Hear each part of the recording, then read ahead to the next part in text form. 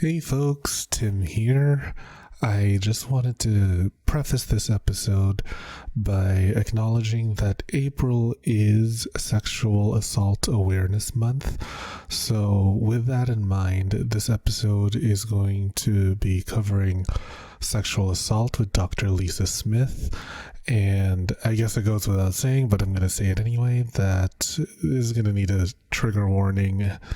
And yeah, it's one of my not as funny episodes because this is such a sensitive topic. As someone who is a sexual assault survivor, this was a very difficult interview to hold, and listening back to it, it really, oh boy, it brought back a lot of feelings. So the editing process was, Jesus, like a mission and a half.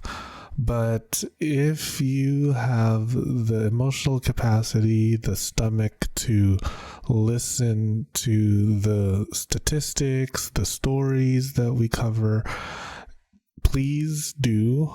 I just want you to take some time for yourself should it get too heavy, because it is such a difficult topic to talk about.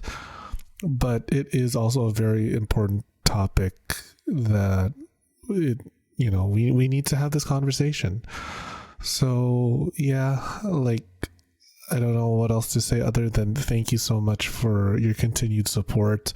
If you make it through this episode, I also am very thankful, and I hope that if you or you know someone is going through their own sexual assault experiences and trauma, there is help. There are resources. I will include some of those resources in the show notes and in the description. So I wish you love, light, and lots of orgasms.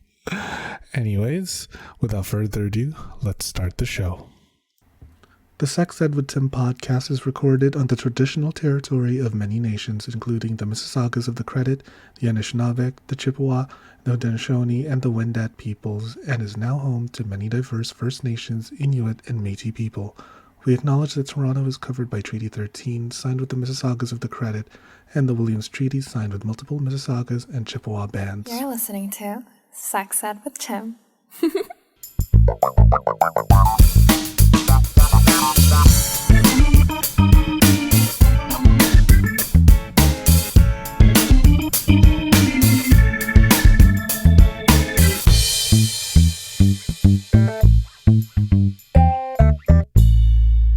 Hello, everyone, and welcome to another episode of the Sex Ed with Tim podcast. It is me, your host, Tim, certified sex educator, here with Dr. Lisa Smith. Hey, Dr. Lisa, how are you doing?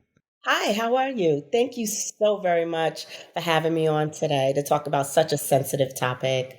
It is very sensitive. So in case anybody missed the beginning, there is a trigger warning because we are going to be talking about sexual assault, both children, adults. So if this is a triggering topic for you and you're not very comfortable, I'll see you next week on the next episode. But for now, if you've got the stomach and the emotional capacity to listen to this conversation, feel free to stay around. We'd really appreciate it. So before we begin, Dr. Lisa, could you please introduce yourself to our guests? Absolutely. My name is Dr. Lisa Smith, and I help parents teach their teens and children about quick ways to deter sex offending. I provide resources. I run a sex crime reporting site.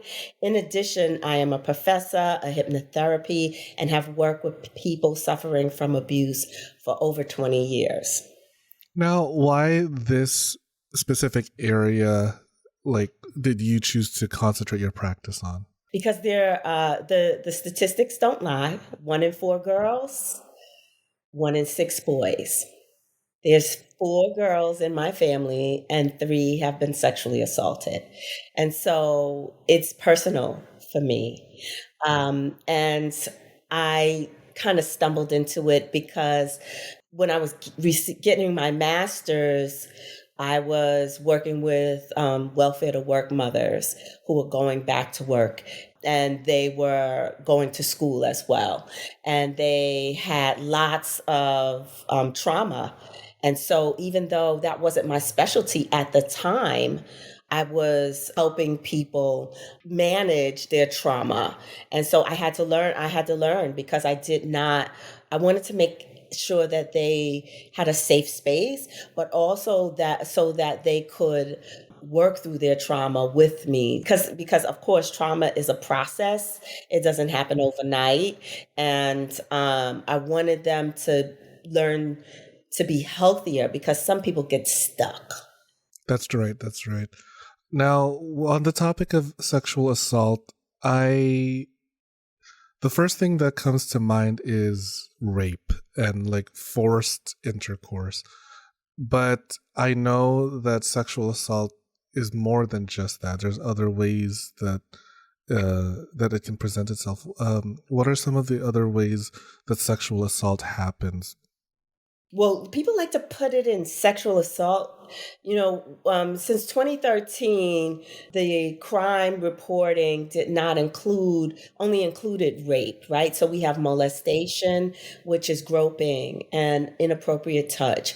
We have, which is also a crime, a felony. We have various ways in which you can touch and use digital penetration with a finger or an object. You have just sex offense, showing children porn or teens porn who are underage. And all of these are covered under the Department of Justice. And like I said, since 2013, we started looking at not just rape, but sexual violence, right? Because you have sex offenders. Most people think they're older white male in their 20s to well, not 20s, but 30s to 40s. And that's just not the case. We have juvenile sex offenders, right? That represent 40% of the cases. And so there are a whole host of things voyeurism and looking at children as they dress and undress, never touching. You also have those that show their private parts to children or teens. Like flashing? Yes, absolutely. Absolutely. So all of these fall under that umbrella. Now, you dropped the word digital. And when you said digital and you clarified finger, I was like, okay, because initially I thought what you meant by digital as in like through our phones or the laptop. Can that also Like constitute? online. Yeah, Yes, well, absolutely. In the gaming world, there are a lot of kids who play Roblox, which is, they are targeted online. I'm not saying specifically that they're targeted in Roblox, but many sex offenders and sex predators use these social media sites and software to get access to children, these apps and things like that. So online is also an issue because the offender wishes to move the relationship from online to offline. So they may schedule visits, they may ask to meet up in certain places that the child may feel safe. But the most important thing that we need to know is that these people are familiar to a child. And most of the 93% of those cases that we see are familiar acquaintances or family members. are those like the most common perpetrators of sexual assault? It's just someone that it just can't be a stranger. It's just someone that you've previously known prior to the assault. 93% of our cases are known to the child. 95% if you're African American. Oh my gosh. Why? Yes. Every 9 minutes, CPS clarifies that a child has been sexually assaulted. So in the 9 minutes we talk here, they'll identify a new case with evidence. And so it's a serious problem that many people don't talk about, especially because many people don't want to talk about sex with their children and teens. All right. I just wanted to like recap that. So you said 1 in 4 girls, 1 in 6 boys, 93%. What was it? Sorry, 93%. 93% know their offender. Offenders, and 95% if you're an African American. Absolutely. Now, why is this so high? This seems almost like an epidemic. Like, what's going on here? Why do people in the year of our Lord 2022, right? Like, they don't know how boundaries and consent works. That's just so baffling to me. I think it's just because I'm a sex educator. You're also within the sex education sphere. Absolutely. It's just Absolutely. weird to me. Why is it happening so much? We usually have books on body boundaries, right? We teach kids and children and teens, this is your body. You have consent over the body. You get to say who gets to touch it, who doesn't. Most parents, the reason why it's so high is that most parents have not prepared their children for different scenarios. So in my books, because I write children's books on sexual assault, right? And I also have academic books because, like I said, I'm a professor of psychology and human services. And I write books for parents as well and for my students to introduce the topic, to make it something that's easier to talk about. But in each case, in my books, especially the blaming and shaming of defenseless victims in America's rape culture, each person that I spoke to was sexually assaulted under the age of 12. Oh my God. Oh Under the age of God. 12. And so usually Ugh. between the ages of 0 and 8 on the website Child Help, a child will be approached more than once, and oftentimes it may be another child, Oh right? my One of the God. cases that I had, because I love to tell stories, is I had a 12-year-old in one of the programs, because I also work with at-risk youth. And I was running a program out of Perrine, Florida. And I had a 12-year-old who had sexual assault history, sexual violence, rape. And he told me clearly he targeted kids, usually children under 7, boys under 7. That was his target. Now, mind you, he's 12, right? We're talking prepubescent, right? Maybe he's coming to puberty. Adorable, cutest face, predator Mm. of the neighborhood. He Oh my said, God. mothers know. And when he's caught, he was like, he tells them all the time, you know who I am, you know what I do. Why would you leave your kid around me? Right. Right? And Right. so grooming is a big deal, right? Because kids can be groomed by other little kids. I mean, my beautiful niece, she's 10 now, but at the age of 4, and she tells us about a child in her class who threatened her if she wouldn't allow him to touch her with violence, physical violence. Oh. She was 4. I- Luckily, she had a great relationship with her mother and a great relationship with her father, and would tell this story. And see, that's the thing. Secret keeping is what keeps sex offenders in business. mhm. Mhm. It's a secret. Yeah. When my cousin was first sexually assaulted, it was for candy. It's for now later.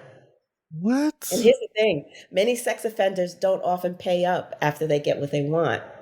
Oh my God. So they might be promised a trip to Chuck E. Cheese, or they might be promised a piece of candy, or they might be promised a new game, or a gift card to Roblox. Or, again, this is a disclaimer. I'm not saying this is happening on Roblox. I'm saying these are gifts that can be given to a child for consent. Yeah.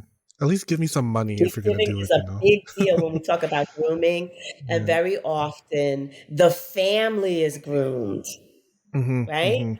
So the Yeah. priest that comes to your house usually brings a gift at Christmas time. Right.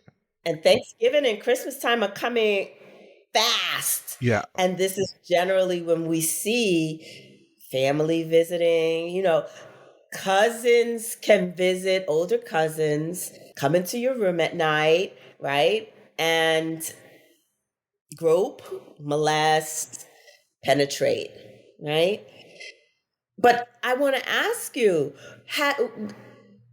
who talked to you about sex? Other little kids? Older kids? Nobody. Honestly, Dr. Lisa, nobody taught me about sex. Uh, like in a comprehensive way. I learned sex through really porn. And the Mm. only kind of sex I was taught in school was abstinence only. And like the puberty video I remember watching was like a cartoon. It wasn't even like, realistic looking people. Like it couldn't even show real bodies at the time. So Right.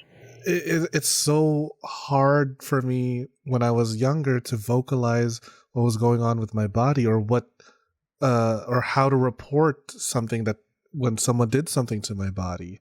So do you think that Right. like naming parts would be like a very helpful way, at least for kids, to arm Absolutely. themselves?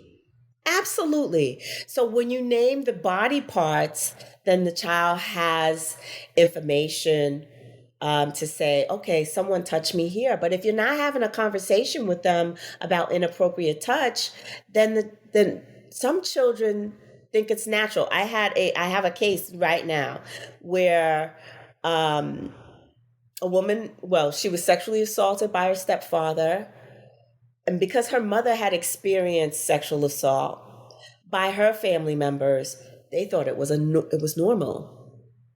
So that was her first sexual experience. It started at 8 and it continued up until she was the age of 15 because the stepdad lived in her house. She reported it. But here's the thing. Most people don't believe that it's happening. They don't believe that that adult would do something like that. It might be a family member who provides money to the household, and they generally don't want that person to be arrested or to get a criminal record. Most of the time, children won't report because it's somebody who's in the family, somebody they love, a brother, a cousin, an uncle, a father, and they don't want to get them in trouble. Hmm. Hmm. I mean, like the most publicly known kind of figure would be like, oh, we could have never believed Dr. Huxtable to be capable of something like that. And then, damn, you see it all over the news, and it's like, how could that have happened? He Because was one like, in four and one in six, and yeah. nobody is preparing children because they are the target. And that's why I believe it is so important for us to have these conversations because young children under the age of 18 are being sexually victimized and they're not telling anybody Why are we so easy to place blame on victims? because we have what we call blame the victim, right? So if it's a mother who wasn't there to protect her child or a father who wasn't there to, that's a denial. And one of my books, I talk about what we call dis theory. It's denial, inaction, information suppression. So look at it. You can look at it with the victim. You can see it apply to the victim. You can see it apply to the parents. You can see it apply to even first responders. One of the women in my book was sexually assaulted by her boss, right? In her 30s. When she goes to the hospital refuses to give her a rape kit because they don't believe that it wasn't consensual. So we even have first responders who won't report. We have law enforcement that won't report. We have over 200,000 sexual assault kits that have never been tested in law enforcement in this country. There were 300,000. And if you've ever watched, what is it, SUV, Law and Order sexual SVU? Law Yeah. and Order, right?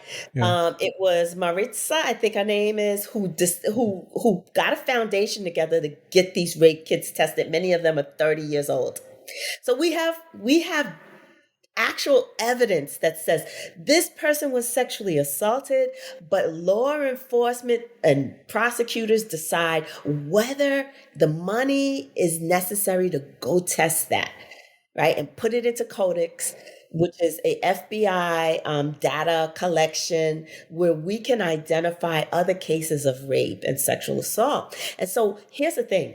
If it's not important at the grassroots level, it's not going to be important at the federal level. It's not going to be important at the statewide level because reporting does not happen if they experience dis theory.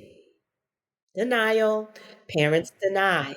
Victims even deny it. They repress the information, put it out of their awareness, conscious awareness, and then they're triggered later on in life because they just couldn't handle it. Remember, when we use repression, it is a survival mechanism. And even then, self-blame sets in. I should have known better. I shouldn't have been around this person. I knew that they might harm me. And that's the reason why they may not be able to get the help that they need. Mm-hmm. I relate to Does that that answer so your question? much. Yeah, it does. Because it does put into some clarity as to what was going on when I first got raped by my first boyfriend. I was like, I'm so sorry this happened to you. oh, How thank old were you. you? I was 18 years old. Oh my Uh, goodness. and he was my first boyfriend, and that was my first. Sexual Well, not my. experience? That was the first person I've ever had sex with. It wasn't my first sexual experience. Like, we had consensual sex before, and then Okay. like just one drunken night, and I was like, I had this internal monologue of like, I was in the wrong place at the wrong time. I shouldn't have been there. I should have known better. I should have, watched out for Yes. myself. And it's like, Self-blame, yeah, shame, guilt. right? Yes. Exactly. So I'm thinking, are those kinds of like monologues and thoughts just like a way for us to bury such a traumatic experience? Like you said, it is a survival mechanism, right? I love the way you use those words. It is buried, right? And that's a form of denial. We're not going to, because for us to acknowledge it means that it happened and we must have done something wrong, right? To put ourselves in that position. So first we look at victims, self-blame and shame that prevents them. Because let me ask you honestly, would you have reported your boyfriend at the time? I would not have, because I thought I loved him. That's what I was feeling at the time. I was You deeply in loved love. him.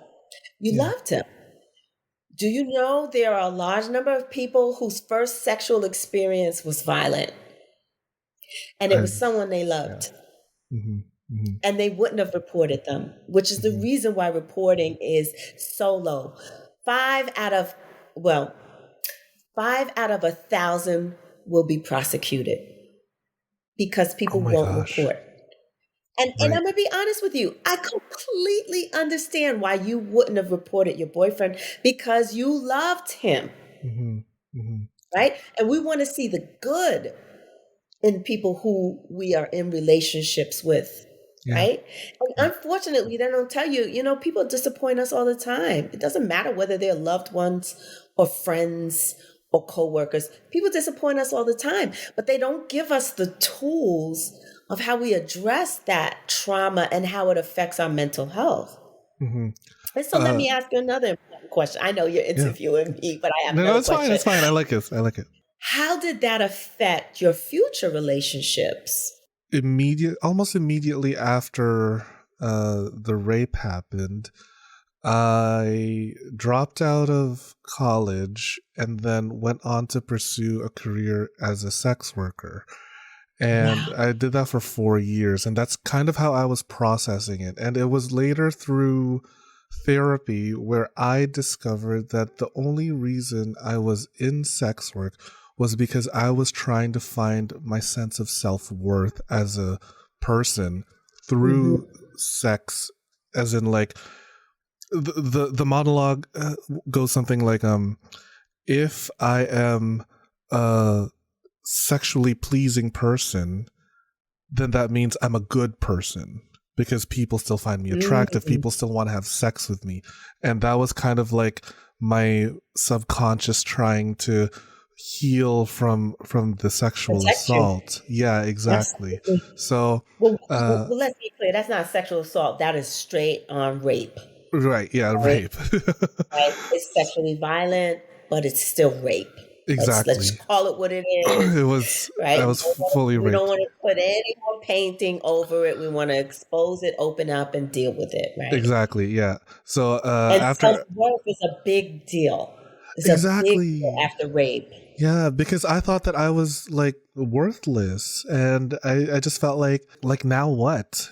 Somebody took advantage of my body, so I kind of was like trying to find this sort of way to get hold of that memory and reshape it and just like heal from it in a way that I could control the narrative for myself. And I thought the sex work was the only way to do that. And the way that affected my relationships was that I was unable to be intimate with other men because I thought that they would harm me the way I was raped. So all I did was just have meaningless, like, sex, one night stands. I was like, ugh, don't touch me. I don't want to go on a date. Ew, gross. Just like, just shut your mouth and fuck me. Like, that was it, Right, because it would make you more vulnerable if Yeah, you had feelings for them and you were afraid that it would put you back in that same vulnerable position. And exactly. that's what we don't talk about. And Hmm. since we don't allow, society does not allow us to talk about the sexual violence that children and teens experience, that's why it's so much more difficult to talk about adults who experience sexual violence, because basically we said we're going to wipe that slate, pretend that it doesn't happen, ignore it completely, and then you have all of these people picking up the broken pieces as adults Hmm. trying to find love out of these horrific, intimate, sexual, inappropriate experiences. Hmm. Hmm. Or is that like the And that's most why your common thing? podcast is so valuable. Oh, thank you, Dr. Lisa. I'm trying my best. I'm really trying my best to help people like laugh through the pain and just encourage everyone to go to therapy and, uh, you know, and just know that there is life after rape or assault, and it's not the end. You're not a worthless person. It's taking me years to learn that, and it's still an ongoing process of unlearning worthlessness because of that huge incident. We'll be right back after this commercial break. Yes. Hey, you sick motherfuckers! I've got a special treat for you. Need a new toy to spice up your sex life? Head over to loveshop.ca/sexedwithtim and get yourself a cock ring, a dildo, a vibrator, or even a life-sized sex doll. Damn, I guess love really does come in all shapes and sizes. Get 15% off your entire order when you use code SEXEDWITHTIM at checkout. They're shipping to all of Canada and the United States because North America is horny. That's loveshop.ca/sexedwithtim and use code SEXEDWITHTIM for 15% off your entire purchase. Happy orgasm! Do you like feeling sexy and looking sexy? Of course you do. Only my listeners are sexy as fuck. I have partnered with fetishwear designer Dale Kuda to bring you the hottest deals on custom jockstraps, harnesses, hats, and more. Head over to dalekuda.com, that's DALEKUDA.com, and use code SEXEDWITHTIM at checkout for 25% off the entire store. Yeah, you heard me. 25% off. And cherry on top, free shipping. Oh my god. I have a few of the stuff that he has made for me, and girl, I'm wearing it right now. I'm wearing like a little jock strap so that I could easily just like slip a little butt plug or dildo every now and then here and there. And I'm on the train. I'm just like, thank you, Dale. That's dalekuda.com with the code SEXEDWITHTIM for 25% off your entire purchase with free shipping. With a deal like that, I swear I could come buckets, honey. The show is about to begin. Yes. So I'm also wondering then, Dr. Lisa, what are some of the ways that trauma presents itself in the body, whether it's like a child or an adult? Because trauma presented itself in my body through being shut off emotionally, and almost to the point where like I couldn't have the sex that I wanted, where I wanted to be the receptive partner. So Mhm. because like I felt like, oh, this is gonna happen. Time to shut my body down, like that. Right. So what have you observed? First of all, this is a great question. One, because sexual violence is sensory, we are devoid, we dissociate, right? When we no longer have control and power over our own body, we dissociate. And so basically, that means as a survival mechanism, you leave, you go numb, you might freeze, right? And a lot of people think fight or flight. Not everybody fights. In fact, more people freeze because one, they're in complete and total shock that it's happening. And then they dissociate, meaning that they shut down emotions so that that experience can end quickly. They had no feeling of it. And so that allows them to survive the aftermath. Right? So being numb, feeling numbness when you have these other sexual experiences is that disconnect that happened during the time of that violation, if you will. Other signs are anxiety, panic.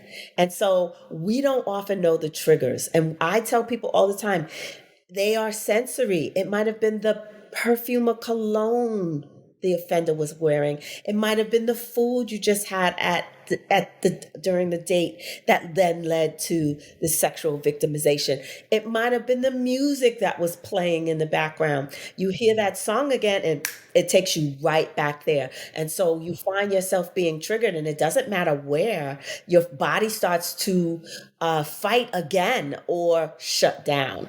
Right? And so you may become extremely depressed. You may feel extreme self-worth, selflessness, right? That you don't have a sense of self, and that there's nothing you can do to be successful or to have goals or to have triumphs, because this trauma has helped. That is basically, it's like a stick in the ground that is holding you hostage to that point, that date, that time, that moment. And you will not progress because you are stuck in this emotive space, almost like a whirlpool circling the drain, if you will, right? You're stuck in that trauma and you don't know how to find your way out. And so things that I like to do is reconnect the body. Like some people, their anxiety is in a certain part of their body. So it might be in the bottom of their back and they have this recurring pain. Some people, it might be in their knees, right? Depending on what was happening during the attack, that assault. It may be representative of what position you were in. Were you restrained in any way? Were you bound in any way? I mean, when we talk about sexual trauma, or we talk about the loss of power and the loss of control of your own body, it manifests itself in so many ways. Even the position, if you went into the fetal position, every time you go revisit, or every time you find yourself hurt and vulnerable, you go right back to that same fetal position, and then those trauma memories start coming back, because they're all sensory memories. Yeah, for me, my main trigger was seeing a specific brand of beer, because that was what he drank during the rape. And it took me so long to finally get the courage to like go into bars and look at that beer and not get triggered by it. They have a great therapy called exposure therapy that helps you slowly come back to yourself. And there's a lot of people who don't often discuss what we would call the revisiting, or what we would call a soul retrieval. This sounds oddly familiar with something I did, where I hired a sex worker to help me reenact the rape, actually. We reenacted the rape, but I was in control of the situation. So it helped me reform the narrative that it wasn't my fault, and that I'm actually in control of whatever's going on here now. And I don't know, do you find something like that helpful, where you kind of go back into Absolutely. the situation? It's one of the premises we use with hypnotherapy. A lot of people don't understand your subconscious does not give you all this information because it is protecting you. So what's housed in your subconscious is not in your awareness. You don't know it's there. Most of the people who sit down and come to my offices and talk to me about what they think it's never what it is, right? So we have to get access to the subconscious. Sometimes I'll see a hand tap or a foot just moving back and forth just in a guided meditation, and then I'll say, okay, so if I gave your foot a voice, what would we find there? Because usually when we repress, we're repressing it somewhere in our body. It might be at the elbow. Okay. One of my cases, her father repeatedly abused her, and he often abused her when he took her to the park. So she burnt her arm, and that brought back all of these memories and emotions that it was her father who was doing these things. She would use that same arm on the monkey bars to play. And that's where the information was housed. So our body helps us house the information, but you have to find someone who's well established in subconsciousness. Therapies dealing with the subconscious is what we call psychoanalytics, analytic theory, psychodynamic theory, who can access or help you access that. You could do that with free association. You could do that with meditation, mindfulness exercises. You could do that with breathing, right? But your body is protecting you. Okay. And in that repression, it's somewhere in your body. But as soon as you give it permission, it will all come flooding back to you. That's true. And those emotions will reestablish yourself. Now, the reason why you need to reenact it is what we call ego stating. You have to go, it's just like going back to where you lost your sense of self-identity and your voice. Right? Because that trauma snatches that from you.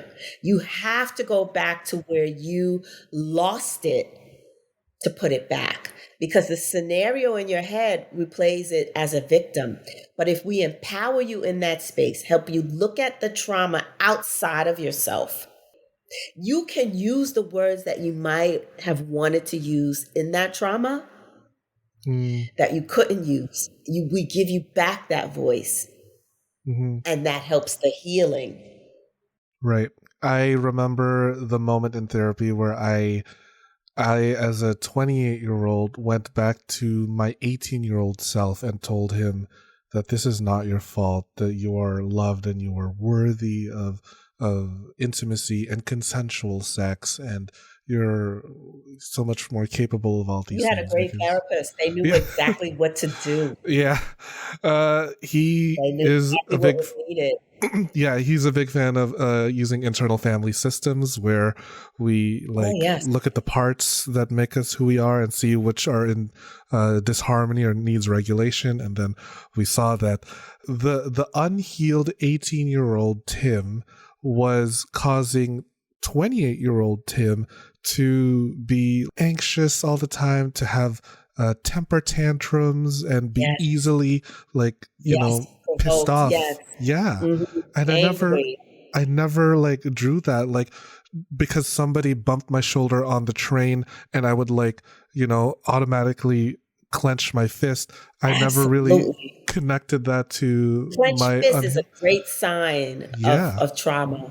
Yeah. It's just an automatic response. And I just so every now and you know why that happens? Because we feel as if we weren't able to protect ourselves in that moment.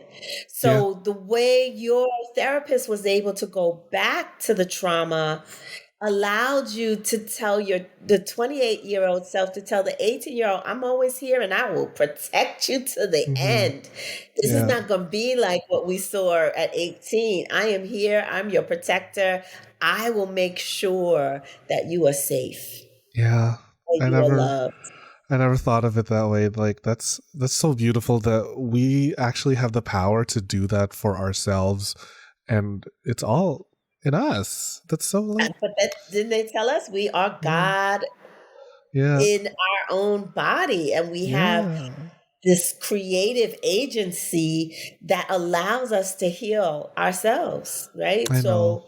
So, I mean, usually you need assistance, but if just imagine if we could teach everyone how to do this, how powerful we would be as humans, and how kind and more loving we would be, and empathetic and compassionate. I agree. But also, I want the listeners to understand that this is not like an overnight thing. It didn't just happen one time in therapy. This was like constant, like weekly visits for me and on antidepressants. And it was a lot of work to get to a point where I could comfortably look back at that memory and say, I am not that sad, pathetic little victim. I'm strong. Well, here's the thing, you were never pathetic, right? That was the monologue I had at that time. Yeah. Right, right. But it's great that you use that word because those words are also triggering, right? Mm-hmm, Uh, mm-hmm, and the most important piece, like I said, children need scenarios so they know I'm not going to keep this secret. When a child approaches me, when a older cousin approaches me, when a teacher approaches me, a coach approaches me, I am always going to tell my parents this secret. mm-hmm, I mm-hmm. am also going to tell the sex offender, I don't keep secrets from my parents. If you touch me, God forbid, if you touch me, I am going to make sure everybody knows as soon as I'm not around you, because that sex offender will leave that child there and move on. Oh no. This is where you want your child to be the big mouth. Yeah. And most of the time, children will tell their little friends first. Yeah. They don't often tell the parents. And parents are not going to be there. I'm sorry to say, but you are never around, Mm-hmm, mm-hmm, right? I mean, when you're older and this happens, because at 18, there's a lot of college students who are victimized between what we call the red zone, oh yeah. August to November, freshmen Mm, in college. mm-hmm. Were you in college at the time? I was in my second semester, so around January or February. Yeah. That's most freshmen are victimized in their very first year. Yeah. That is a true stat. That is a long-standing stat. And oftentimes it's associated with the various parties, the drinking, right, Mm-hmm. that allows non-consent. And just not predators, but offenders taking advantage Mm-hmm. of vulnerable, naive. Whether I hate to use that word, but they don't know. They haven't had many experiences being in certain types of environments, so mm-hmm. they're looking like a offender is looking for someone who's not knowledgeable. Mm-hmm. Is that like the main motivation for an offender? Like, what are exactly like what's going on in In their the mind of mind, in the mind of an offender? Are they looking for opportunities where they can exert opportunity. control? It's not just control, it's about I have someone that I can get sex from easily, and there's not much that I have to do to get it, right? And so I have the power and the control, and I get to dictate the setting in which it happens, and I'm the one in the power dynamic who is more authoritative. And so as long as I can find someone who's easy prey, and I say this because they're going to look for someone who is, in their eyes, less knowledgeable, has few experiences, or is not really, or is curious, adventurous at the risk taking, but is not really cautious about the environment that they're in and how they can potentially become victimized. And the reason why they would rather select a freshman, because this is the first time that this person is allowed to have these experiences outside the family unit, right? And so this control, a offender will look for their ability to control the environment, right? So usually they'll withdraw you or isolate you from people who can help you, and they'll take you into spaces where it's just you and them, and they get to decide where you're gonna go, what's gonna happen, what you're gonna drink, how you're gonna be exposed to these opportunities for them to steal your consent. But they're not going to look for someone who's going to be problematic. They're going to look for someone who doesn't know. And a lot of times no means no, but that's not what we teach, right? Mm-hmm. Most of the shows that we watch, most of the films we watch, no, no, no, no, no, and then the sex proceeds, Right. right? So they might give you the excuse, well, I didn't know that your no was really a no, right? I thought you were just playing hard to get or coy or whatever. Exactly. So they use that as an excuse. And even law enforcement will use it as an excuse not to report. Yeah. I don't want to mess up this person's life if you were unable to give consent. But now the law states that if you're drunk or using drugs or under the influence of substances, that's not consent and it's still a felony. Yeah. God, like people, it doesn't take rocket science to figure out that, when someone's under the influence, don't take control of them. Please. Yeah, but just think about it.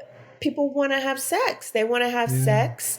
They want to be stimulated. They want to have this experience. And there are a lot of people out there that don't care the circumstances. Yeah. Right? And oftentimes when you find people who victimize, they're often products of sexual violence. So perpetrators are the product. They're sometimes replaying their own experience.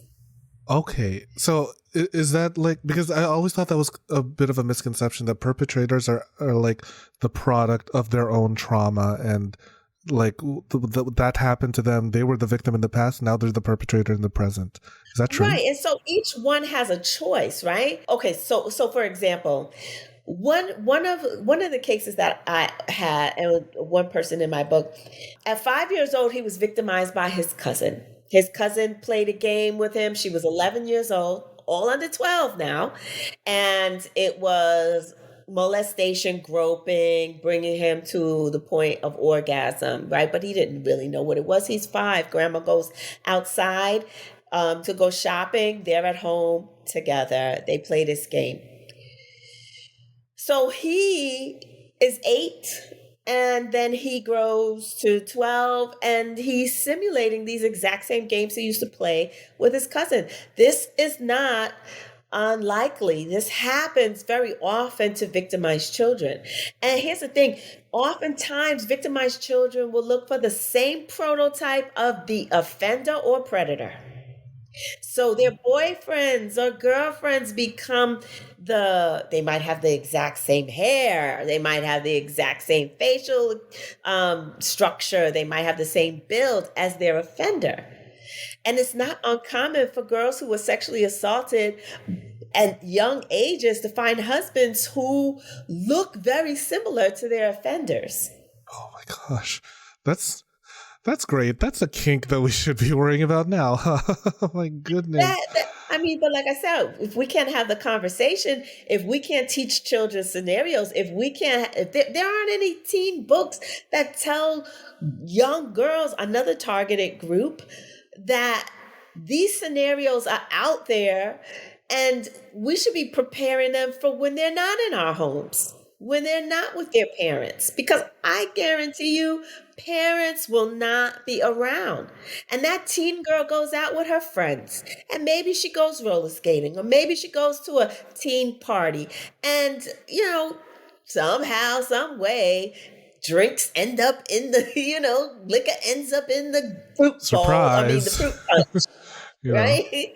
Or she goes to a friend's house it's a sleepover, but she's having a party not sanctioned by her parents. And she meets some guy there who happens to be from the next town over, or is visiting a friend and doesn't live in the state. There's so many scenarios. Yeah. Yeah. Why is it And always children and teens need preparation. they do?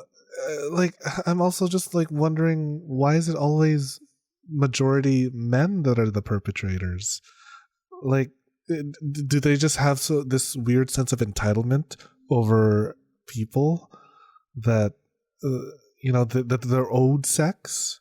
Well, here's the thing, the patriarchy that has existed where males are more dominant, right? We have full cultures that, countries that don't respect people who are less powerful, right?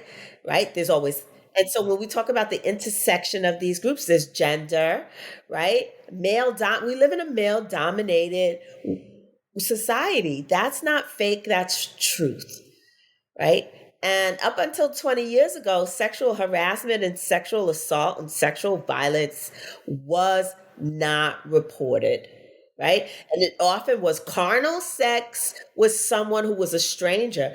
They had no laws that respected the fact that you could potentially be sexually assaulted by an acquaintance or a friend or a family member, right? So those weren't valued crimes, right? Now we have this extensive list, right? And so many of us have assigned authority to males in our family and males in our lives because that's the structure of our society. Right. What are some of the red flags that we should be on the lookout for, or can anybody be an offender? Here's the truth of that. Yes, I say yes. Anybody can be a offender because we do not have a modus operandi that says if you're this, and this is most likely a sex offender. We do not have anything like that because a sex offender could be a 8-year-old who's taking advantage of a 5-year-old. A sex offender could be a 12-year-old who's being taken advantage of by a 18-year-old. A sex offender could be a 30-year-old who's taking advantage, a sugar baby or a sugar mama. Hell, you know this concept, who's taking advantage of a 18-year-old, or a 60-year-old who's taking care of an elder family member, or someone in a nursing facility who is younger but taking advantage of someone who's comatose. We know of women who have ended up pregnant, but they were in a coma. Someone was having sex with them. Someone was visiting them, right? So yes, a sex offender can be anybody because we do not have guidelines, because every time we get a case, someone throws that guideline out the window. But again, it's about power and control. How much power do I have over an innocent, right? Like a child. How much access do I have to them? How dependent are they on me? How much isolation and withdrawal can I get? How much time do I spend with them alone, away from other people? How can I get more time to spend alone and away from them, right? And how can I get sex even if I don't think this person is going to grant me consent? Right? Instant gratification that they want. It's gratification. It's sexual gratification, right? Because right. at the end, there's orgasm. Many people don't understand the power that people chase the pleasure of that. And so sex offending and sex predation is about that sexual release. Yeah. Listen, I love an orgasm as much as the next person, but I'm never gonna right? It's an amazing fucking thing. Absolutely. The good Lord himself said, I'm gonna give y'all an orgasm. You've had it really hard these couple centuries. So but I'm never gonna chase after an orgasm for at the expense of another person's well-being. That just seems a little, But see, Tim, that's you and I. We weren't raised to harm, but there are a lot of people who, hurt people hurt others. Yeah. Oh, right? yeah. And so that's one thing we need to make clear. Kindness, that child might have been kind, that teen might have been kind, but we continue to leave them in environments that cause abuse. physical, verbal, emotional, sexual. And then we send them out and say, build the world you want. Just before we wrap things up, and you segued into my next question, actually, on building the world that we want.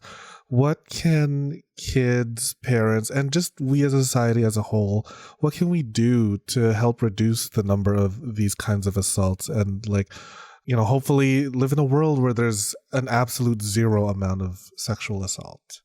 Right. We want to eradicate it, right? So the Yeah. first thing we can do is believe the child, the teen, the adult victim. That means the mother, the father, the friend, the family members. If they come to you the first time, you say, I believe you. What can I do to help you? I am so sorry that this happened. Let's start there. The next is report it.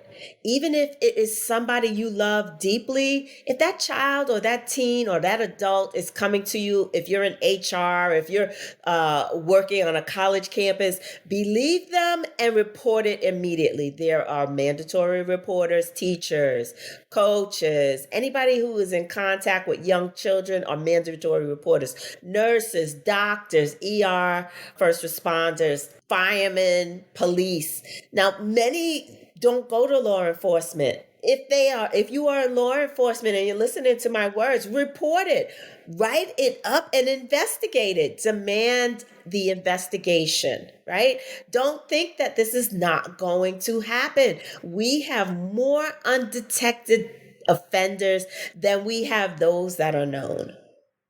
Okay?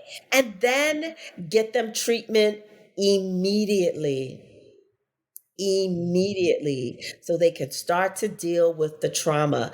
In a beautiful world, this doesn't happen. But we know that the world is not beautiful, No. right? We No. know there are many people who rather break it than share it, right? We know there are loads of people who burn this MF down because they've been hurt and harmed. And so we need a grassroots effort that is structured so that everybody knows what to do from the age of 3, 4, 5. They know the scenarios. They get access to resources. Parents are having open dialogues and discussions. We are having these discussions at work. We are having these discussions at bars where everybody knows what the protocol is. Get law enforcement, get a report, get it investigated, do a rape kit, even if it's groping. Consequences are so vitally important. You want undetected sex offenders? Say nothing. Yeah.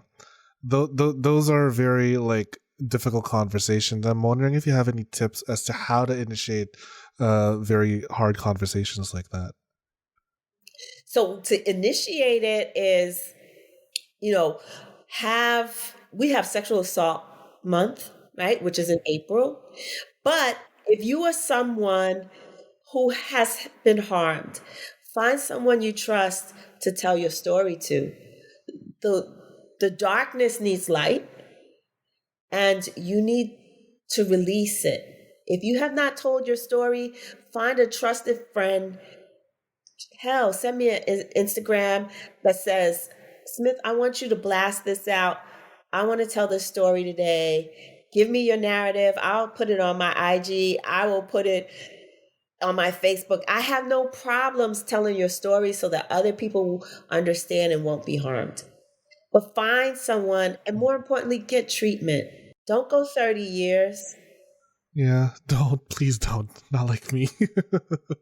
Oh no. You'd be surprised those dominoes fall and how it significantly affected your life and caused you harm because you didn't get the help. The opportunities you probably turned down. Yeah.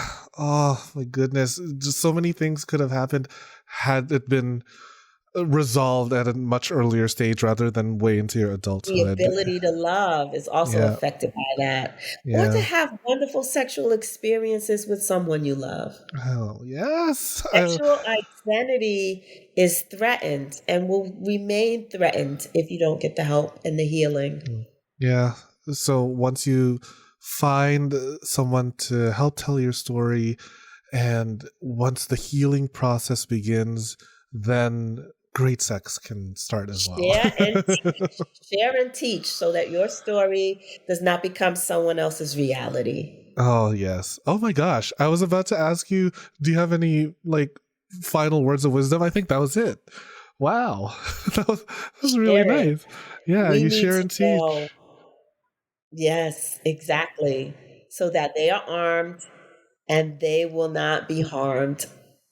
Oh, yes. Preach it to the choir. Preach it to the back of the room, Dr. Lisa.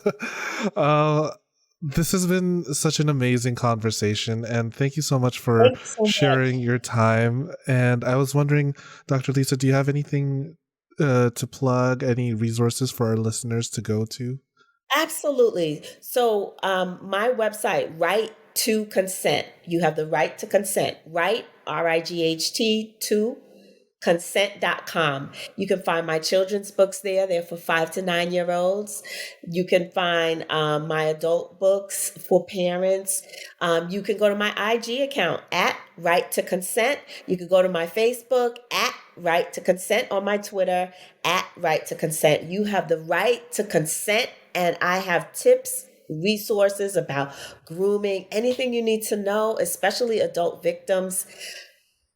DM me. If you want referrals to great therapies, YouTube has a lot of guided imagery and meditation that can help you start your journey back to your true sense of self. Amazing. Thank you so much, Dr. Lisa. Thank you so much, Tim. This has been spectacularly important. It's been such a splendid time with you. And to all the listeners, please know that if you are undergoing sexual assault, or you know someone that's been sexually assaulted, don't be afraid to reach out. This is also my open invite to all of you that my inbox is open, timlagman@sexedwithtim.com. I will redirect you to some very helpful and important resources as well. And I wish you nothing but the best. And don't forget to hit that like and subscribe button so that you can stay up to date with everything that it is that we're talking about here on the show, because we just want great sex. We want consensual, amazing, great sex. We want all the orgasms, right, Dr. Lisa? Absolutely. Explosive. I love it. All right, everybody. Thank you so much for listening to another episode of the Sex Ed with Tim podcast, and I will see you all at the next one. Bye. Thanks for listening to the Sex Ed with Tim podcast. Sex Ed with Tim is created and produced by me, Tim Lagman. Music is Aces High by Kevin MacLeod. Follow me on Twitter and Instagram at GaySlutClown and at Sex Ed with Tim. You can also like and follow me on the Sex Ed with Tim Facebook page. If you enjoyed the show, please rate, review, and subscribe on Apple Podcasts, Spotify, or wherever you get your podcasts. Thanks for all your support, you dirty little slut. Mwah.